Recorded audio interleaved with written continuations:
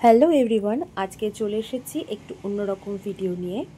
আমাদের বাড়ির কাছে সাঁইথিয়া বেহিরা রাধা গোবিন্দ মন্দিরে প্রত্যেক বছরের ন্যায় এবারও রথযাত্রা উপলক্ষে একটা কীর্তনানুষ্ঠান এবং মেলার আয়োজন করা হয়েছে। কাল ছিল তার তৃতীয় দিন, আর এই দিনে আমরা পৌঁছে গেছিলাম আমাদের সবার প্রিয় রাধা গোবিন্দ মন্দিরে। তোমরা এর আগেও আমার এই মন্দিরের অনেক ভিডিও তোমরা দেখেছো। যখনই কোনো প্রোগ্রাম হয় আমি তোমাদের সামনে তুলে ধরার সম্পূর্ণ চেষ্টা করি। এবারও তার ব্যতিক্রম হলো না। তো দেখো কীরকম সুন্দর করে সাজিয়েছে আমাদের মন্দিরটাকে, এবং মন্দিরে পৌঁছানোর রাস্তাটাও আলোয় আলোকিত।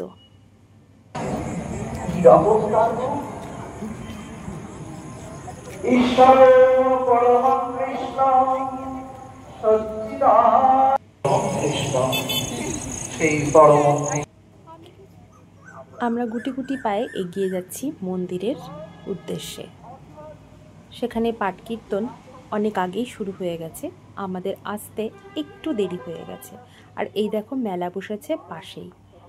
জ্ঞান আছে, জগৎ সম্বন্ধে জ্ঞান আছে, কোনটি আমাদের আগে আমরা মন্দিরে প্রবেশ করে নিই। সামনেটা দেখো কত সুন্দর করে সাজিয়েছে।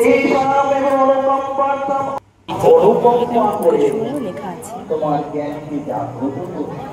একটি জ্ঞান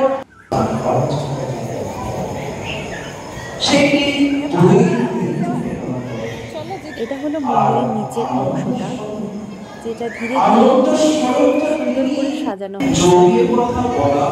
আমাদের যে তিনটি ভাগ করা হয়েছে, কর্মযোগ, জ্ঞানযোগ, ভক্তিযোগ, আমাদের যে কর্মপূর্ণতা, সেই কর্মটা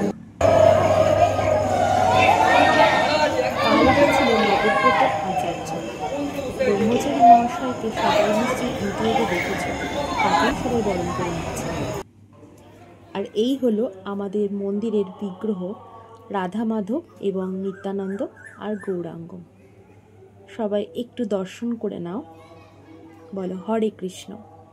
এবার আমরা পৌঁছে গেলাম মেলার দিকে।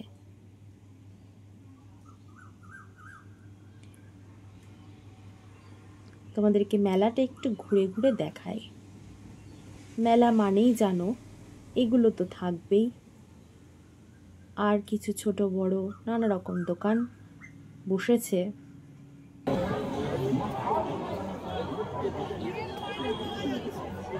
কোথাও হরেক মাল 10 টাকা, কোথাও হরেক মাল 40 টাকা, বিভিন্ন দামে জিনিসপত্র এখানে বিক্রি হচ্ছে। আমরা একটু ঘুরে ছোটোখাটো কিছু কিনে নিজেদের শখটা পূরণ করলাম, কারণ মেলায় গেলে একটু কিছু না কিনলে ঠিক ভালো লাগে না, তাই না? যার যেটা লাগবে এখান থেকে নিয়ে নিও বন্ধুরা। এত কিছু মেলা ঘোরার পরে আমরা শেষে এই জিলেপির দোকান থেকেই গরম গরম জিলেপি আর বালুশাই কিনে সামনের দোকান থেকে আইসক্রিম খেয়ে বাড়ি চলে এলাম। Thank you for watching.